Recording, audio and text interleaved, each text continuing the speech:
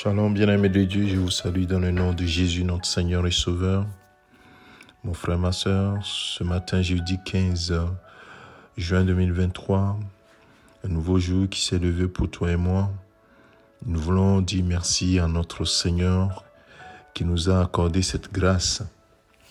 Ce matin, comme tous les autres matins passés, nous nous sommes basés sur la parole de Dieu pour diriger notre vie. Et ce matin, nous voulons en faire autant. Et dans Matthieu, nous baser sur Matthieu chapitre 7 ce matin. Matthieu chapitre 7, à partir du verset 24. C'est Jésus qui parle pour finir le sermon qu'il a fait sur la montagne, sa première prédication, on va dire, son premier enseignement, plein de révélations pour son auditoire. Il va leur dire: c'est pourquoi quiconque entend ces paroles que je dis et les met en pratique sera semblable à un homme prudent qui a bâti sa maison sur le roc. La pluie est tombée, les torrents sont venus, les vents ont soufflé et se sont jetés contre cette maison. Elle n'est point tombée parce qu'elle était fondée sur le roc. Bien-aimé de Dieu, ce matin, j'aimerais utiliser juste cette parole pour nous rappeler une chose. Notre vie ou notre histoire sur cette terre, c'est comme une maison que nous construisons. Soit nous l'avons bien bâtie, elle résistera aux intempéries. Et en ce moment, nous serons fiers d'avoir fondé, d'avoir bâti cette maison, où elle s'écroulera et nos œuvres auront été vaines sur cette terre. C'est pourquoi Jésus, en enseignant, jusqu'à dire des choses très très difficiles, comme on vous a dit, aimez ceux qui vous aiment, haïssez ceux qui vous haïssent. Moi je vous dis. Moi je vous dis. Et c'est ça les paroles de Jésus. Ce que Jésus dit.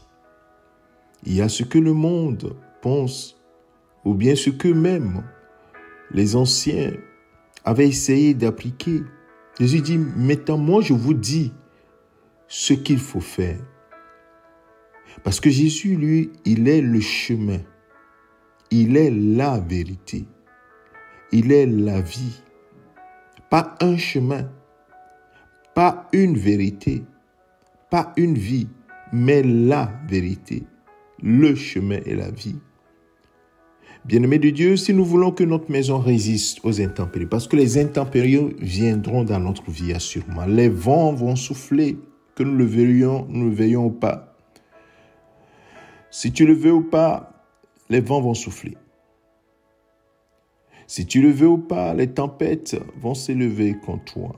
Aucune vie n'est limpide ou bien n'est calme jusqu'à la fin. Il y a toujours des moments de turbulence.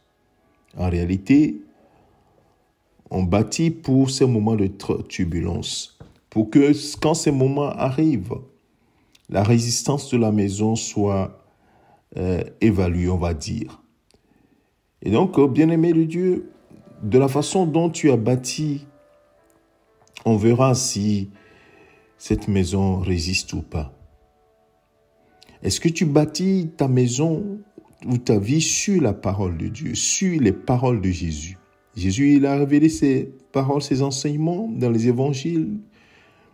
Et ensuite, il a dit, il y a des choses que je voudrais vous dire, mais que vous ne pouvez pas porter. Il disait à ses disciples.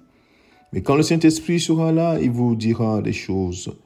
Il vous conduira dans toute la vérité. Et on a vu les épîtres, encore des choses qui sont révélées, nous montrant la plénitude de l'enseignement de Jésus-Christ, qui est rassemblé dans ce qu'on appelle le canon biblique. Oui, cette parole, la Bible que tu es. Bien-aimé de Dieu, fonde ta maison, fonde ta vie sur le roc, sur ce que Jésus dit, ce que la parole de Dieu t'enseigne. C'est disons, c'est la décision sage que tu peux prendre. Puisque la suite de ce message que Jésus donne dit que une autre personne va construire et la construction ne va pas résister parce que cela, il n'a pas bâti sur la parole de Jésus. Entendre la parole de Jésus, entendre la parole de Dieu comme nous l'entendons, vous l'entendez, je l'entends tous les matins, c'est une bonne chose. Mais ce n'est pas suffisant, bien-aimé de Dieu. Il dit, celui qui entend mes paroles et les met en pratique. Jésus t'attend là, mon frère, ma soeur. Bâtir ta vie, c'est cela. Mettre en pratique la parole de Dieu. Nous allons prier.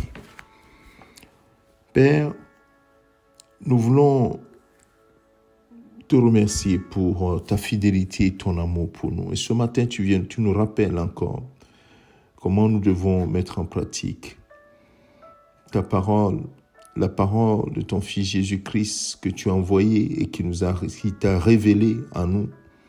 Et le Saint-Esprit qui nous révèle encore ta volonté, ta pensée. Seigneur, aide-nous à être obéissants à ta parole, à pratiquer ta parole, à ne pas l'entendre, la connaître sans la mettre en pratique. Nous te supplions, aide-moi, aide mon frère, aide ma soeur à être des pratiquants de la parole de Dieu.